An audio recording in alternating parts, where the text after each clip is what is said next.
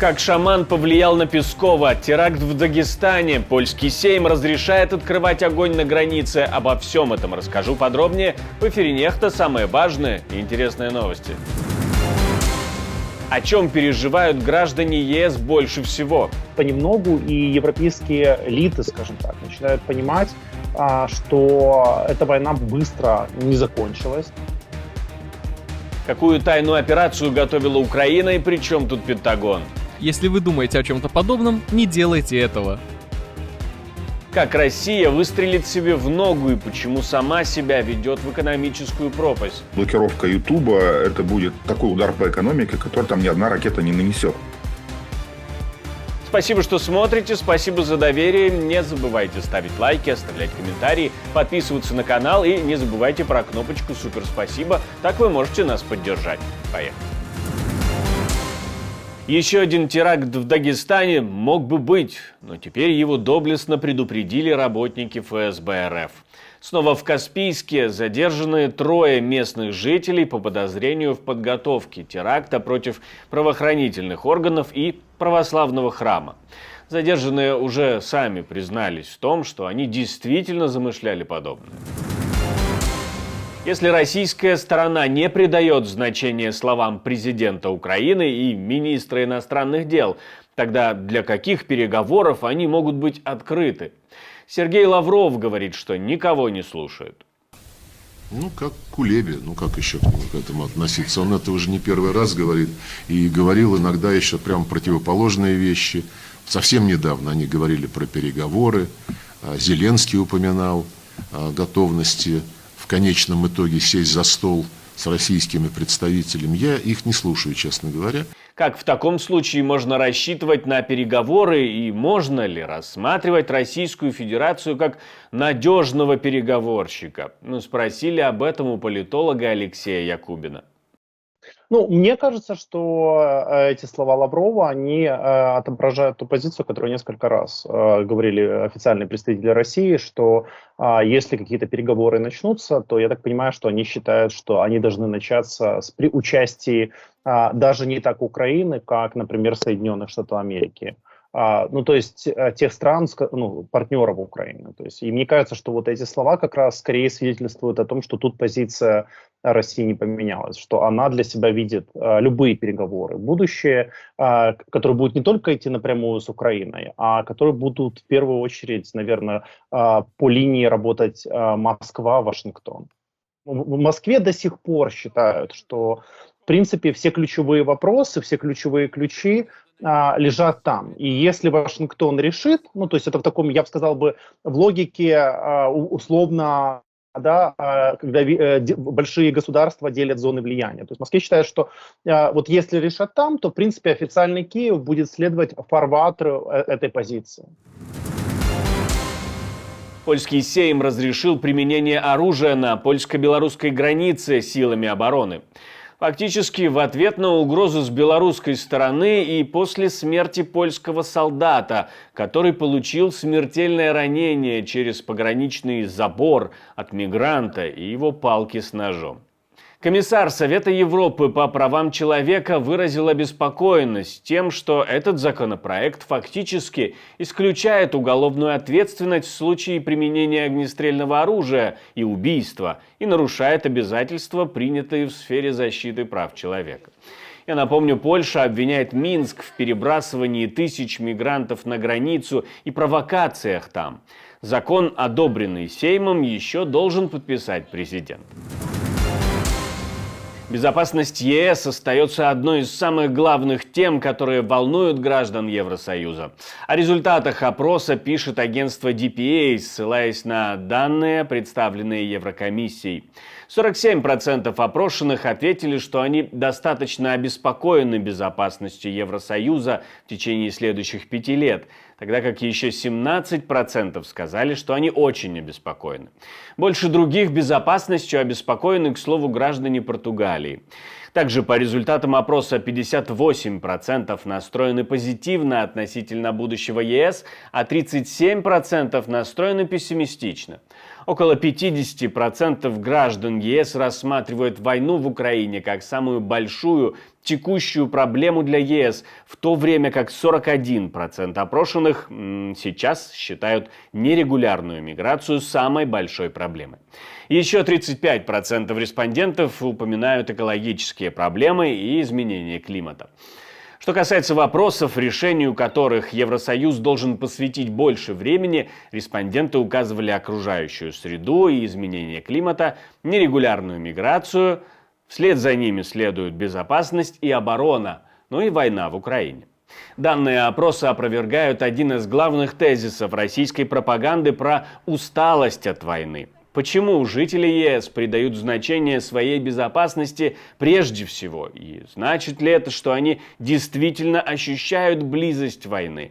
Мы задали этот вопрос политологу Алексею Якубину. Давайте не забывать еще важный момент, что экономически страны Европейского Союза ее продолжают ощущать. И правительства это понимают и об этом, очевидно, говорят время от времени.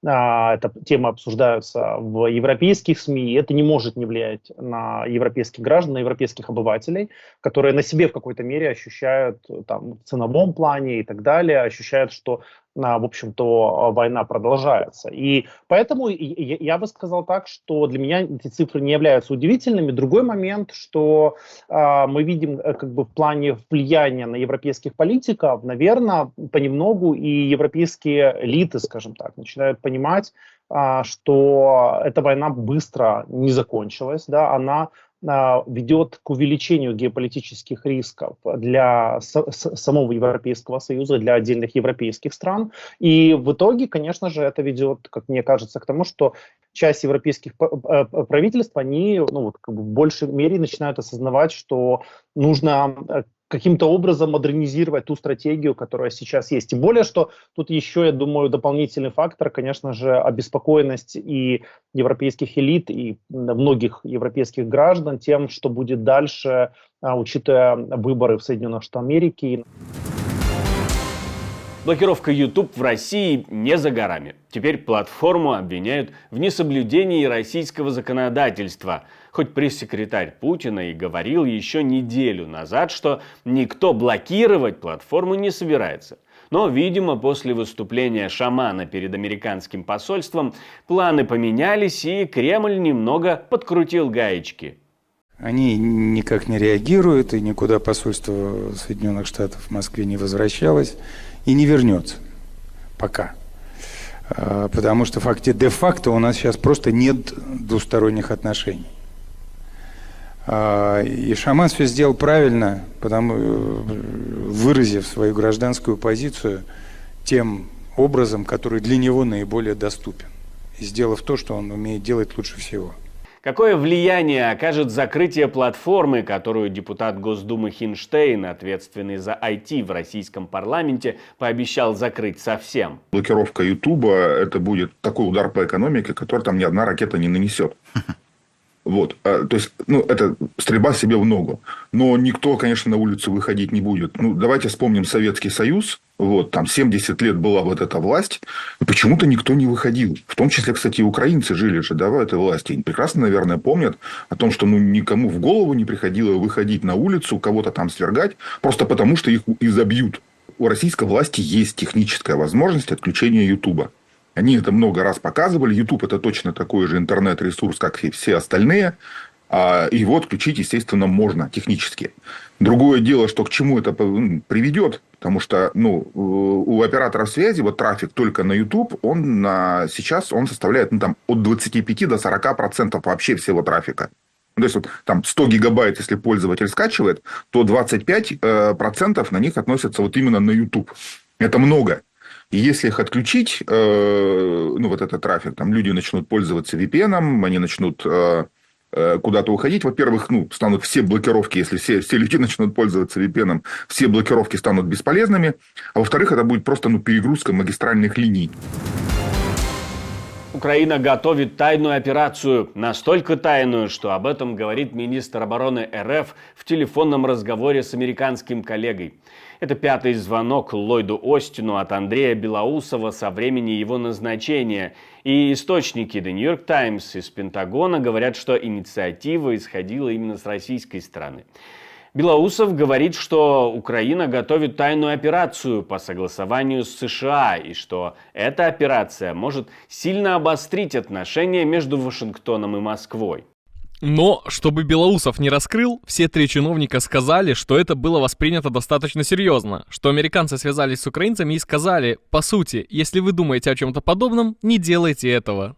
Издание отмечает, что даже несмотря на всю зависимость Украины от США и от союзников, в планировании операции Киев остается не всегда полностью честным. И это, как пишет New York Times, разочаровывает союзников. Представители республиканской партии критикуют Дональда Трампа за выбор кандидатуры на пост вице-президента.